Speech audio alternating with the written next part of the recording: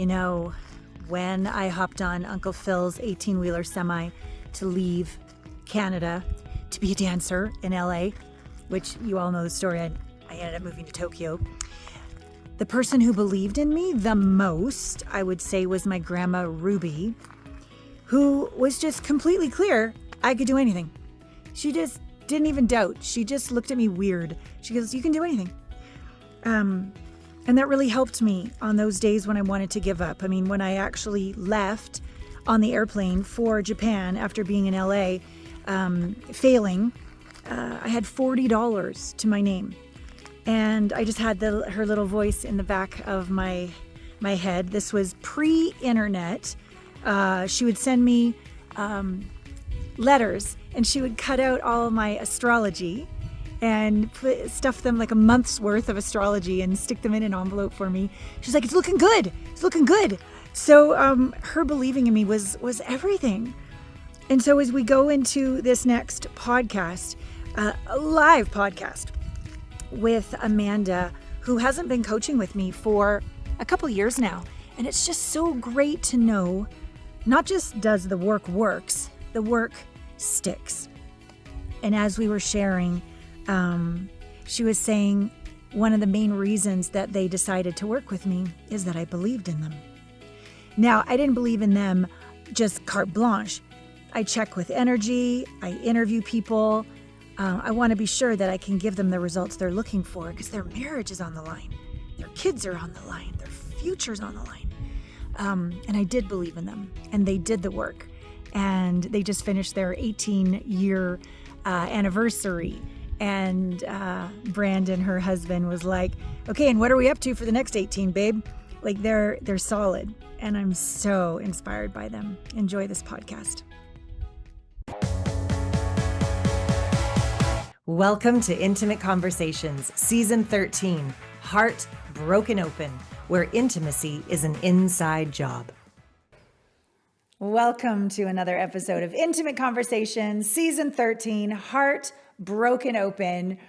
Literally, I wasn't even sure if we would have the pleasure of this gorgeous goddess being with us. Because in my scheduled time of this is like I'm doing back-to-back interviews, this goddess has been stuck in traffic. Mm-hmm. And so I'm like, that's okay. We'll just switch the interviews around. And honestly, that's stressful. Mm-hmm. You have kids, you have responsibilities, and for you to still stay committed but unattached. And I just finished my last interview and I'm like, haven't heard from her. I'm just going to breathe. Everything's fine. She's like, almost here. I'm like, oh my God, oh my God. So this is the amazing Amanda Stevens, who is an Allana Pratt Method Coach, who is a past client along with your husband. Yes. And we met how many years ago now? 5-ish? Is that about right?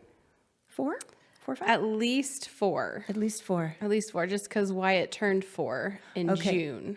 Okay. All right. And he was born, but not yet 1. Right. Yeah. Okay. So, yes. So just breathe. Yeah. You're off the freeway. You're here. Yes. Thank you. What an example, though. I mean, I probably shouldn't lead the witness here, but what an example of the embodiment of what you learned, how to be committed but not attached, how to stay in your body and not freak out. So yeah, what skills you put to work there to get here? Well, coming up, I just gave myself time frames, and I was like, well, if it takes this long to get there, then I will have to turn around because it's going to take me that long to get back. But I just kept going, and I had the paragraph written to send that I wasn't going to make it, and then a guy came out and stopped traffic and pushed all of us through. Stop it. For real. He wasn't even a cop. Person. It wasn't a patrol guy. He had a yellow vest, but I don't think he worked for anything specific because his car was pulled off to the side, and he just pulled us all through. And I was like, all right. Oh my God. Let's do it. Let's go. The clock kept saying 3:02 or 3:01, and I was like, really? It's like, I swear I've been sitting here for 4 minutes and it's still saying I'm going to get there at 3:02. So we'll see if I get there at 3:02. And I did. I'm going to say that's an angel. Yeah, it was crazy because I was just like, there's no way you get stuck in one mess to the next mess. And yeah, when he started pulling people through, I was like, okay, I guess we'll go. Because I could have turned the opposite direction and headed home. And I was like, well, let's try it. Oh my God. I'm so happy to see you. I know. I was like, because I don't know when I'm going to see you again. I know. For real. Yeah. Like, so. I mean, I'll be back to, but not in person. Like I could see you, through our Zoom calls or whatever. Yeah. But to actually embrace. To actually see you in person. I haven't seen you in years. So. I know. Yeah. Hi. Hi. Oh, I'm so happy you're here. I also want to encourage you also to go back into the past, because you interviewed me, but it was on Zoom, right? Yes. It was on Zoom before when you were still in the coach's training. Yeah, and that was an incredible interview. You're a very good interviewer. Thank you. Yes. So first, how the fuck are you? For realsies. Good. Yeah. Life is busy. Tell me. I have obviously 2 kids, 4-year-old, 5-year-old, just started kindergarten. Yeah. Last year I went back to work part-time. Yeah. Because I hadn't worked since having my daughter. Yeah. And I wanted her to get into the specific school. And so we didn't live in that district. And so a great way to get a kid into a school is to work at the school you want them to go to. Brilliant. Or work at the district.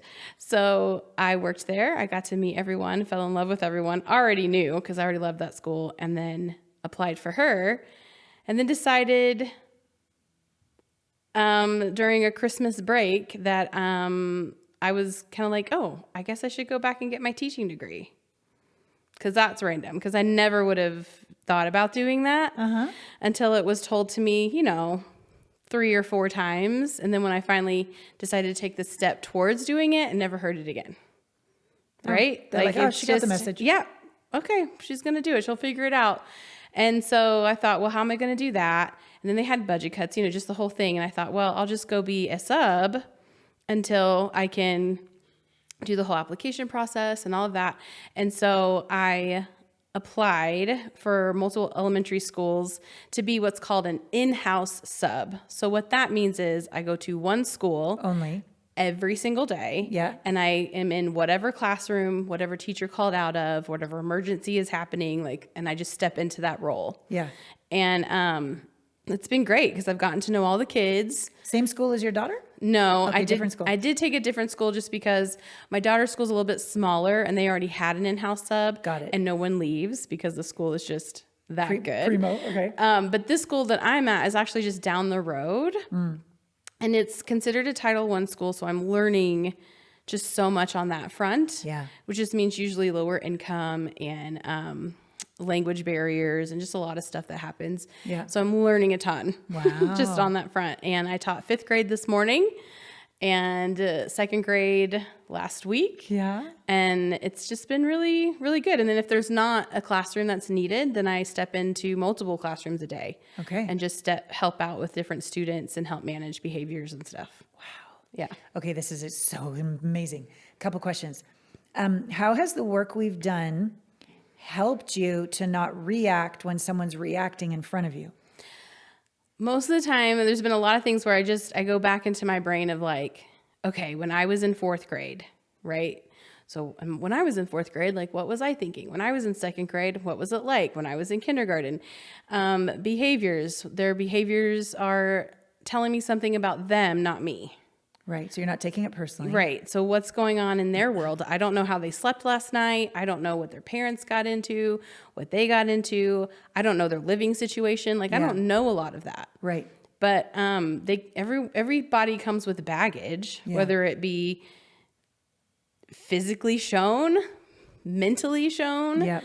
And so in kids, it comes out a lot more, especially the youngers, because they just don't have that verbiage yet. Yeah. They don't understand what's going on in their bodies. Right. And so I think being able to be that calm space has been really helpful to them. Yeah. I have a kindergarten teacher who, when I sub, she's like, I'm not going to see you today. I'm like, no, I'm so sorry. Because she has one student that when I'm in there, I'm able to, you could call it distract, but I think I just take, like, if he gets set on something and starts to freak out, I'm able to be like, hey, let's go do this. Or do you want to sit with me? And where should we sit? And like give kind of the control over to him a little bit when he's feeling out of control, which is something, just learning. Learning a lot about, a lot of the times the way people act in general is about what's going on in their bodies. Of course. Whether they be 4 to 94. Totally. Yeah. And when we go back to the beginning, when we first met, what was going on in your body, or were you in your body? I remember feeling what I always called swirly. That's always a word I used pretty regularly, which just meant that there was a ton always going on around me. And I just didn't know I didn't know what it was I was feeling. I was feeling lots of many things. I didn't know if me and my husband were going to make it because of just the stuff that happened in our marriage on his side, on my side, and just the current situation where we had exploded our marriage at that point. Yeah. And so I felt everything. And then I could also say I felt nothing. Yeah. You at the same time. Uh-huh. Yeah. I think we both have been like super, super talented, get out of our bodies, numb out. Very good at numb out. And then just a lovely affirmation. Uh-huh. Yeah. Yeah. Right? Which did shit. Yeah. Well, it was, I guess it was like a Band-Aid, maybe, right? It didn't resolve anything, heal anything. No. It just kept the problem going. What was it for those, because you also, I've interviewed the two of you before, right? Yes, I think so. So if you go back a couple of years, there'll be an interview of you and Brandon, and then there'll be the one of you interviewing me. Yes. But what would you say to those who haven't seen either of those interviews? What was it about this way? Because you've been to therapy.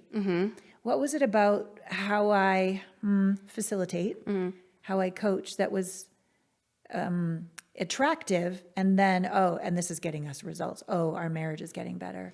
I think the big thing was the belief. I think that sometimes counselors, they just see so many people all day long, and they see kind of the same things all day long, and a lot of it isn't spiritually deep, I guess maybe is, and that for me was a big one, because I always believed that things are happening for either a reason or a purpose, even if I couldn't figure out what it was at the time. Yeah. And so you also being connected to someone that Brandon follows very clearly, I think was definitely a help for both of us. Right. And then he had me listen to you, and I listened to you, and I was like, oh yeah, she's speaking my language. Yeah. And even though he wasn't speaking, he didn't catch the language, but he was willing to, he wanted our marriage to work. Yeah. And I think he, even though closed off a lot and didn't want to get into his emotions a ton, he was able to at least be there. He developed presence. He developed presence for sure. Yeah. And he was like a willingness. And I think the biggest thing for us was that you believed we could make it. Yeah. But you weren't going to be the one to make us make it. Right. If that makes sense. Totally. Like it was up to us if we were going to do the work to actually make it work. Yeah. And it's not all rainbows and butterflies and Skittles and whatever. It can be hard, and I can get mad at you, and he could get mad at you. And then then it would like, you think about it later and you're just like, well, I'm mad at her because she's right, not because she's being mean. Like, I just don't want to own it. No. And you don't sometimes, to be perfectly honest. And that's okay for that moment, but you can't expect to get anywhere until you do. Yeah. Honestly. Yeah. Until you really get honest with yourself and go like, do I really want to make this work? Like those were some questions that we had to ask. Like, do we want to make this work? We also had to come to the conclusion that the marriage that we had previously or up to that point was no more. Yeah. It was no more. It was gone. It was destroyed. And you know what? For good reasons. Yeah.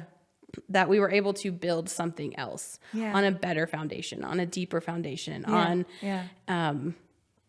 just this way of life that we want to live. Like, what do we want it to look like? What do we want to build for our future and our kids' future and the legacy? And is life going to be rainbows and butterflies and Skittles from here on out? No. But I will say it's a lot less mountainous, if you know what I mean. Mm-hmm. It's a lot less like extreme highs ups and extreme downs. Yeah. Yeah. Like we're more into the fun hills. If that makes it easy. If anybody lives on the side where there's just tons of hills, which you just moved from South Carolina, right? And so maybe you had some over there where we just would have these hills where you'd go down so fast and then you'd go up, but they're fun. They're not like So we still have issues and we still have drama and he still gets triggered. And most of the time I'm like, I don't know why you're mad. Maybe we should talk about this. Maybe you should find out why you're mad. Like, what is it that's going on in your body? Because I'm feeling fine. Like, what's going on? Interesting. But you stay connected. Yeah, and we give each other space too. Like if Right. he's mad and he's just mad, I just let him go be mad, and then he usually will think it through and he'll come back and we'll either talk about it, or if it's resolved in his brain, then it's resolved. And he doesn't Amazing. like come back later and be like, you still did this thing. So You know, it's interesting. Back when we first met, I know, because I've studied a lot and I've worked with a lot of coaches, that I believe relationships come together. One, there's the loops of what's familiar, and this really works, Yeah. right, from how we were raised. And then there's the incomplete loops. Why didn't you see me, mommy? Why did you abandon me, daddy? Why did you always tell me to shut up and be seen, not heard? Like, there's these incomplete loops that we're attracted to in a partner because they're familiar. They have that same, maybe not so healthy behavior, but if we can work it out with them, we literally resolve our childhood wounds in the relationship. And we both grow in the relationship. And then we can look back and go, you were my master spiritual teacher. Thank you for sticking through. I'm better because of you. You're better because of me. And now we're more together. And to be really honest, the reason why I say when I work with people, I believe in you, but you're going to have to do the work. I can't control the outcome, is because I honestly can't control the outcome, but it's truth that I believe in you. And I'll be honest, some people I haven't taken on as clients because I don't believe they're meant to be together. Like, one person is totally committed to growth and the other one is sabotaging it left, right, and center. yeah. And what I'll say is something like, I've only met you for a couple hours, but this is my gut. I'm really happy to help you consciously uncouple.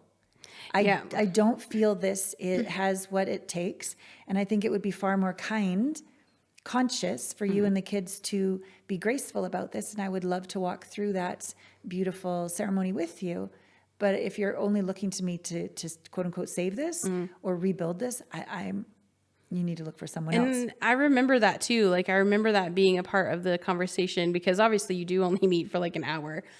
And you hear the heart story of probably one person more than the other right away, for sure. Yeah. And I do remember you saying, like, I don't know if this will work, at least but I really want to work with you to see if both of you can make this work, or if I walk you through the conscious uncoupling process. Yeah.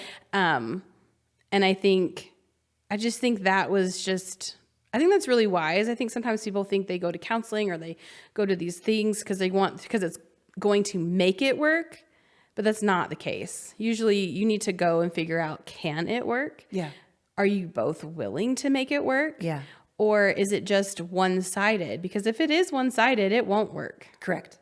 It really, I really hate hearing, I see those people sometimes are like, it doesn't matter if they want to work on it, I can save your marriage. I just want to say, BS.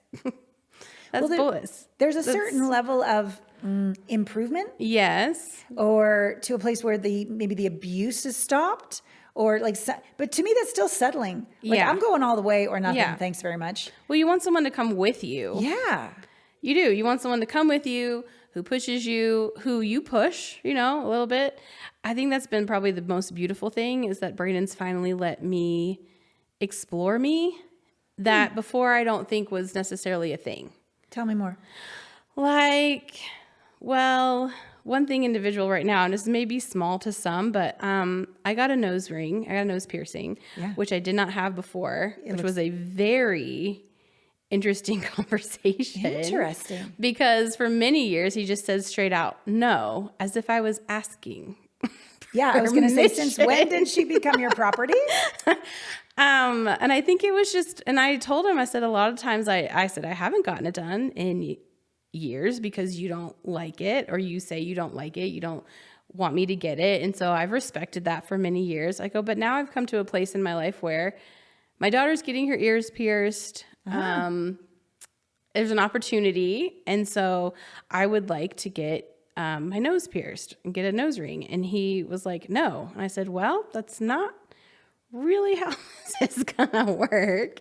Yeah. I go, my doing it isn't So I had to tell him my doing it isn't pushing back on you. Right. It doesn't have anything to do with like, well, you said no, so now I'm going to do it. I can be that person, but that's not what was happening. I go, I have been wanting this for a really long time. I go, and you have to give me a little bit of space to try the things that I would like to try. Yeah. Maybe I hate it. Maybe I take it out. Maybe I wear it for a year and it just bothers me and I remove it. I go, but I need that space and creative space to do that. Nice. Just like turning my hair purple or whatever color I want to turn it. Right. Like he likes my hair dark brown. Well, I don't. There's a part of me that likes to have color of some sort in my hair. I've had pink in my hair before and I've had purple and now it's like a red purpley color. And I really like it. It's part of that personality piece in me that speaks to like having attention, if you will, or having those attention grabbers without being so flamboyant that screams, look at me. But I do like, I like little things to be like, oh, she's got a nose ring. Oh, she's got well, I didn't know I should have asked him when I sent you that pole to put in your garage as a gift. Like, how did he like that gift? No. Oh, really? Oh, because he had to clean out the garage.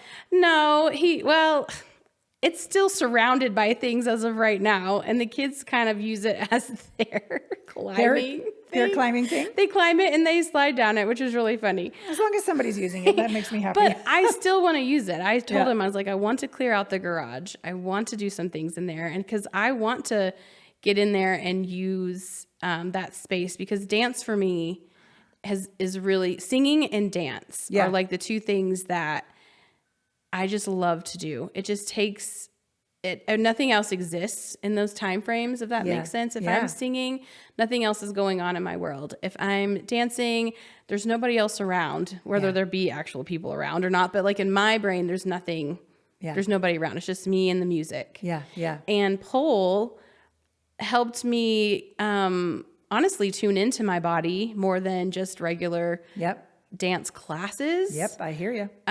Because just dance classes and following along is great, but the pole, you have to concentrate on the pole. Yeah. Where your hands are, where your feet are, and then flying. It was the best.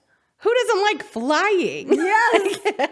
And then just spinning around it. Spinning around a pole. And it doesn't have to be, this is something I was explaining to my mom one time. It doesn't have to be sexual to in the way that everyone makes it to be, I'm not stripping for someone per se. I'm stripping in a way for myself. I'm getting in my body. I could be a ballerina around a pole. I could wear a tutu and leggings and whatever. I could wear a whole getup. I could wear nothing. I could just do whatever and just spin around. It's in such a beautiful manner. I mean, you are in so many different positions. It's so freeing. It really is so freeing.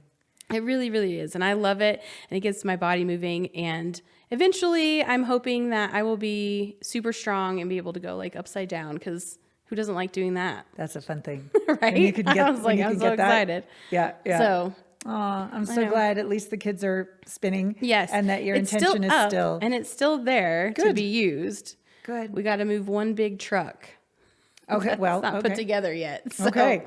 But at least you have. I have dreams. I have ideas for it, and I'm excited to get into those. Right now, I will say life is all about schedules and bedtimes. Sure. Because my husband works afternoons now, so he's at work right now. Okay. And then after here, I got to go get the kids and do dinner, and then all that, and then I got to wake up in the morning, take the kids. So we're on this new way of trying to make weekends intentional. Yeah.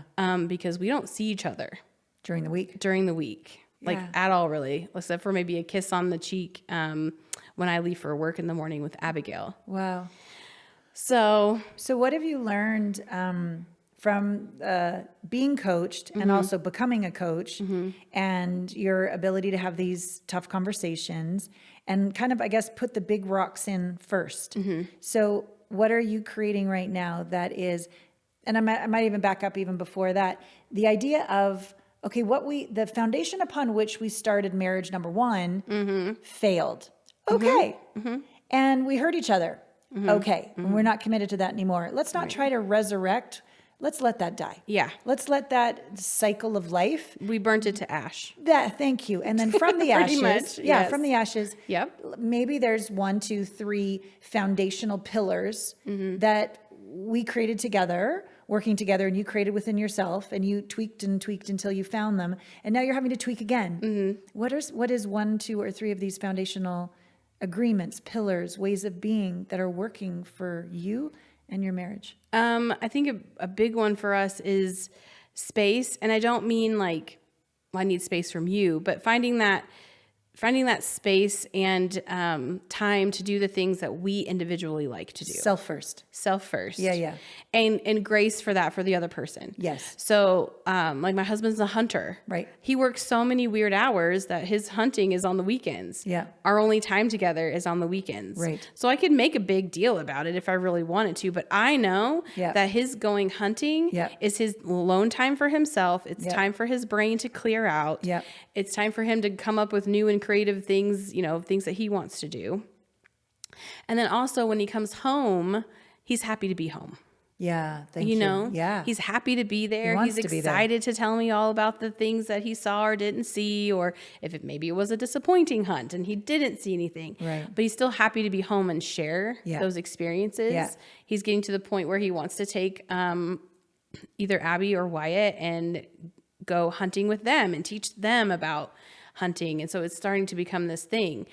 He has had a couple weekends with what I call the guys. Yeah. So some of his military buddies. Yeah. Some of the guys that he hangs out with in the group that he has. Yeah. And that's been amazing. And so just being able to be like, please don't, you can worry about us if you want, but don't over worry about us, Yeah. Take care of yourself. Like take care of yourself, because I know when you take care of you, you're happy to be home with us. Yep.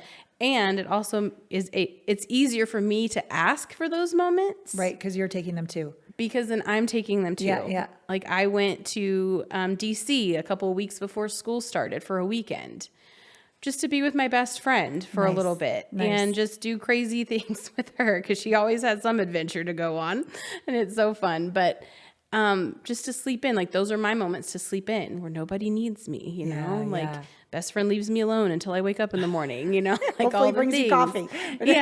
Cooks me breakfast. It's great.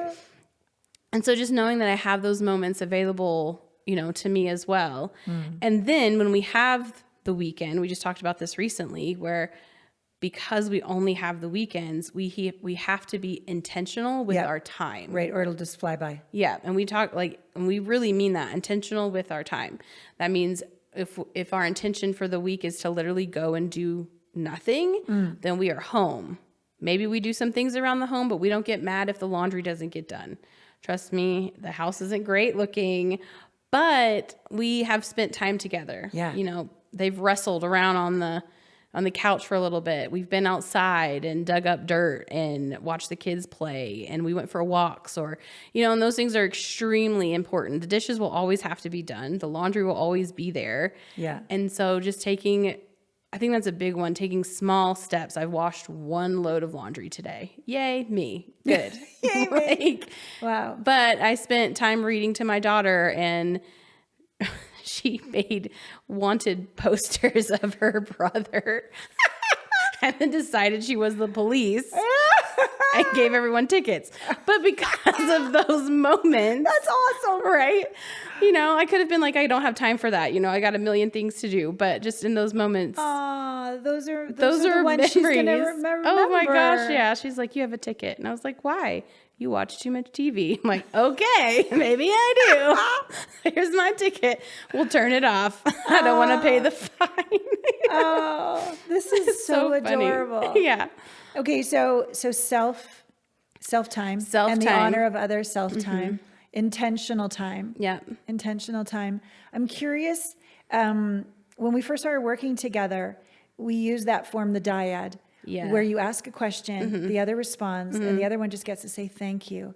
And I remember it's etched into my soul, watching the two of you connect over things you had not been able to get through. Conflicts, you just couldn't hear it. You couldn't stay in your body. Neither of you could. Hearing the pain your actions had caused the other. Both directions. Yeah. And watching that literally heal and integrate before my eyes. Remember one time, I don't know if it was Abby or Wyatt, but one of the kids came in. As these moments were occurring, it drew them in to watch mommy and daddy heal. Do you remember that moment? Yeah. It was a big moment. I think for me, the biggest thing that I remember, and those dyads are really great, because what I love about the dyads is that you only get to say thank you. Zip it. You can't defend, you can't interrupt. No justifying. No justifying. You only get to hear that person's perspective inside of the story. Yep. Whether what you did or what happened, maybe wasn't your intention. That's not the point. The point is they experienced it in a way that they experienced it. And there's nothing that you can say or do to change that experience. Right. And to experience with honor without having to agree. Right. And really seeking to understand, oh my God, this is this person's experience. Yeah. And sit in that. Yeah. It was exquisitely difficult. Yes. Exquisitely difficult. But it was the fertile soil for transformation. Yeah. I watched it happen week after week, month after month. And even today, we don't necessarily always sit down and go do the dyad thing. But if we're having a conversation, let's say finances, that's a big one. That's a huge one. And if he feels like I'm defensive, he can say that. And I can hear that. And he'll be like, you're getting defensive. Right. Because something about money, and I'll be like, no, I didn't do that. Or I didn't, I want to defend. I want to defend myself and be like, no, I did it like this. And you're seeing it wrong. Right. Right. And he's like, you're getting defensive. And I was like, you know what? I am getting defensive. So what do? You just take a breath. Yeah, no, I totally take a breath. And I go, okay, what is it I'm trying to say without trying to defend myself? Right. Well, what was it I was doing? You're right. Maybe I did spend money in this manner that I probably shouldn't have. Here's why I spent it. I can tell you what I was thinking, and sometimes him hearing what I was thinking of well, what was the purposes behind the purchases, and hearing those, he can be like, well, was that still really necessary? Or I can see where you're coming from, but I still think maybe we should. And I'm, be like, you're right. Totally right. But those conversations then allow you to tweak the agreements so that you're back on the same page again. Yes. Yeah. And without those conversations, the agreements are never made. The conflict stays happening and the separation, increases. Yeah. And a big thing when thinking about the dyads was something in my brain that is always assume the best. Yeah. From your partner, not the worst. Yeah. That was another click for me too. Because even when he gets angry sometimes, I try and come at it from the perspective of he's upset about something in his body that he's having a hard time relaying, for one. And maybe he doesn't even know what is going on. Right. And I'm not going to assume what he's saying is to be hurtful or mean. Right. I'm assuming that he's not in his body and it's just coming out because it just overwhelmed him or something. It's coming out sideways. Yeah. And we'll come back to it later. Yeah. And I'll just be like, I'll apologize for my part. Never 100%, because I do believe that it's I wouldn't say it's 50-50, but it's never 100% somebody's fault. Well, it's always two. Yeah. It takes two. It takes two. Yep. So if we 100% own our just piece, my part, and they 100% allow own him their to part, own, then then it's like, oh, we're a team, right? Yeah, right. Yeah. I as I'm remembering, the years that we worked together, definitely two teams, and then let's crash the first marriage. Yeah. And then let's have the phoenix rise from the ashes, and let's start putting down some solid agreements. And they don't have to be in stone. We can tweak them over time. Yeah. But watching the two of you be able to sit in the fire together, see each other through the eyes of the divine, that they have good intentions. Yes. You're both good people. Mm-hmm. And we have two kiddos that love you. And and then the vision started to arise of where we want to go and what we want to do. And we just had our 18-year anniversary. Woo! So that's huge. Yes. And we literally just had this talk. I remember he asked me at the table. Yeah. He goes, well, we've been married for 18 years. How do you think the last 18 went? And how do you want the next 18 to go? Oh my God, what a great question. Right? And I said, well, we learned a lot in the first 18. We stumbled through it. We went through pretty much everything that you could possibly go through on both sides, in my opinion. Yeah. I'm sure there were some things that could have been worse, but we went through some stuff, you know, infidelity on both sides, like just mass chaos, just insecurities on both sides, of just who we are individually. And so I was like, well, we kind of crashed through it. We learned a lot. And I said, so I don't want to repeat, right? I definitely don't want to repeat of the last 18 years. I said, what I would like for the next 18 or beyond is this is the time frame we now build our legacies that we want to leave our kids. Whether that mean physical, emotional, mental, like just how we didn't get it when we were little. So what can we give our kids verbally? What can we give our, kids time-wise? What experiences do we want to give our children? And also our own goals as well. Like we also still have our individual goals and family dreams and all that combine really well together when honored by each other. Yeah. I love this. Congratulations. Thank you. We're excited. Oh my God. Yeah.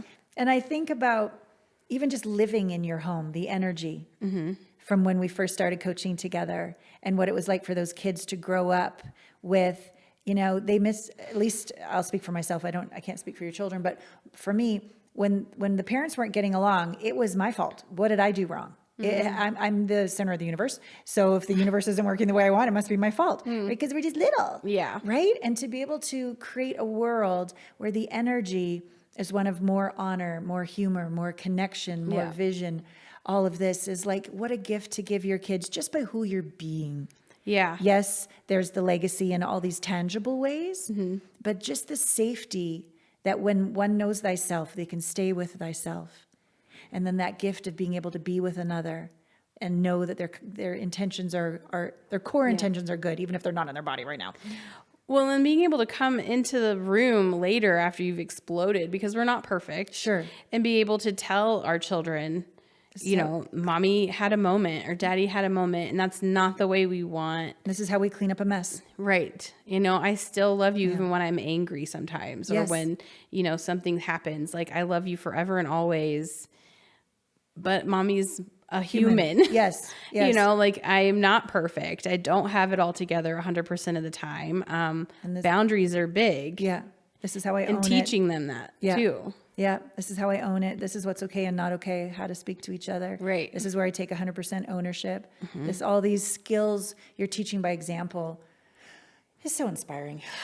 Okay, I'm so glad you didn't give up in traffic and that you're here right now. And I also want to honor your time because you got to leave and go pick up the kiddos and go home for the whole thing. To those watching in a marriage that might be where yours was, what would you say in terms of what I can provide, the community can provide, and when two people agree to do the work together? Gosh, don't give up. Don't give up. I would say a big thing is trust the universe, the divine, whatever your spiritual connection is, trust that it always wants good for you. And then also trust that it wants good for you and it also wants good for them. So whatever that looks like, whichever way it turns out to be, whether you end up staying together or separate or, kids, whatever that is, trust the process, allow yourself to hurt, allow them to hurt, allow time to hurt together.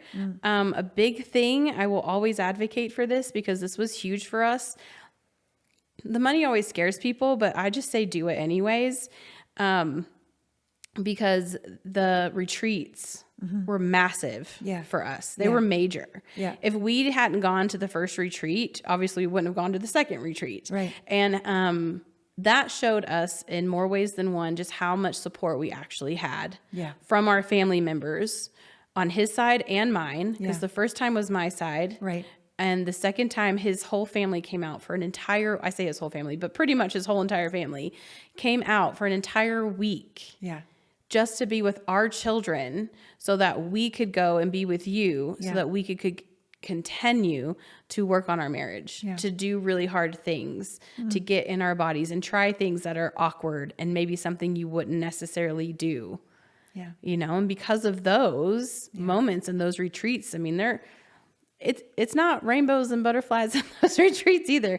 We have some beautiful moments and you're surrounded by beauty, which I think extremely helps, and community, and a place that feels truly, truly non-judgment.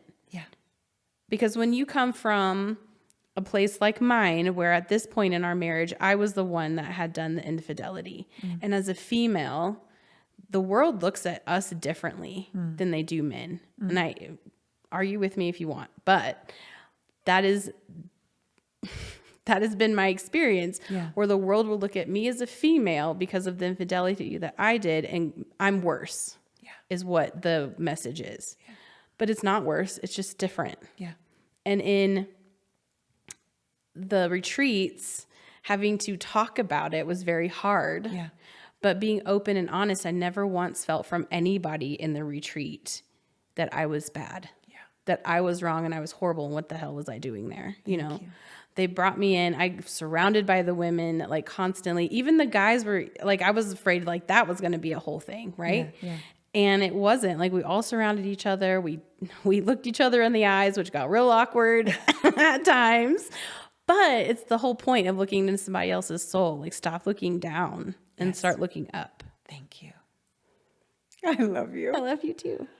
And I'm really proud of myself in this moment only clients get to come to retreats, not just anybody off the street. Like, you're in it, you're doing the work, you're taking your own ownership, so that when you're in a group and you're met with a situation that you might knee-jerk, like habitually judge, oh no, this is my sister.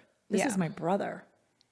I'm owning my stuff too, and the cohesiveness and the collaboration and the love and the forgiveness and the non-judgment and the rising together and the popping like popcorn of breakthroughs and the celebration. You know, again, another rising from the phoenix, you know, like from the ashes. You too were such gifts to the retreat as well. Your willingness to show up. So thank you. Thank you. Oh, she has to get back on the freeway. I do. Yes. More driving. So if you are in a relationship and you're like, okay, we're not going to give up. Let's at least connect with this woman to see what's possible in a very safe container with honesty and skills that clearly work over time. We haven't coached We haven't in a couple of years. It's been a couple of years now, and it's still working. So this is something I also wanted to present in the podcast series of like, this is the work, and this is when they're working with me. But this shit lasts. Because we're not just having a better affirmation. I always say sprinkles on top of the ice cream cone of shit. It's not sprinkles. We're getting to the root, and from that, it always changes, and it's lasting. And I think that's why the retreats are important, and why it's client driven. Because retreats, it doesn't just end when you fly home. There's a lot of work that still has to happen. We still do group calls. We still do couples calls. And it still flows private over throughout the whole thing. And that's what continues to build. And that's what continues to come out. Thank you. So that's the structure of how I've created my business. And it works. Oh, you make me feel good. Thank you. All right. In the show notes is a way for you to connect with me and a scholarship for spending this 45 minutes with us or so. I love you. I love you. Congratulations. Thank you. Happy 18th. Happy becoming a teacher. I know. Happy clearing out the garage so you can get your pole. At some point it will happen. The haircut is hot. And you look great. And I love you. I love you too. All right. And we love you. Thank you for being with us. See you next week on Intimate Conversations. Get out there and make love to life. Another great part of that podcast with Amanda was the remembrance, and it was good for me to know how important they attended 2 retreats and how important that was to the success of their marriage. And then the follow through wasn't just like a one-off retreat, the follow through of group coaching, private coaching, couples coaching, and then another retreat. Like we really addressed the tough stuff and got through all the way to breakthroughs in a lasting way. I'm walking up to the top of the rocks here by where I'm renting to give you a little view, because as I'm thinking about, oh my God, here she is saying like the retreats are so important. And every year we generally go to Mexico, Costa Rica, something like that. But I just moved to 7,200 feet in Santa Fe, New Mexico. Isn't it gorgeous? And so I wasn't going to do a retreat this Normally we do them in February or March because it's good to get away from the snow. But I'm thinking I'm going to wait till next summer and do one here. I'm meeting a lot of people, meeting people with amazing retreat centers, or even down in Colorado. I just went to one, a retreat down there, and it was also epic. So thank you, Amanda, for reminding me the power of these retreats. It helped them ask for help so that their family got on board. Oh my God, they really do want this marriage to work. So they learned how to ask for help, receive help, and build more support with their family. And it reminded me, it's a lot of work to organize these things. And so I have a wonderful event coordinator, Jen. So I'm blessed in that way. But it reminded me, there's nothing like being in person together. There's nothing like looking in somebody's eyes. There's nothing like just sharing those moments in between meals when you're just out on the deck looking at the ocean or the beautiful vista here and having those conversations that just the divine, uniquely orchestrates together. I also remember Brandon and Amanda falling out of their double kayak into the ocean in Cabo San Lucas, and how beautifully they got back in again. And it was another example of teamwork and no blaming and some good laughter. They're an incredible couple. So thank you for being with us on Intimate Conversations. And yeah, if you're interested in a retreat, joining us on a retreat, just reach out and let me know. Because I think that's something I will be doing next summer around here. All right, thanks for being with us. I love you with all my heart.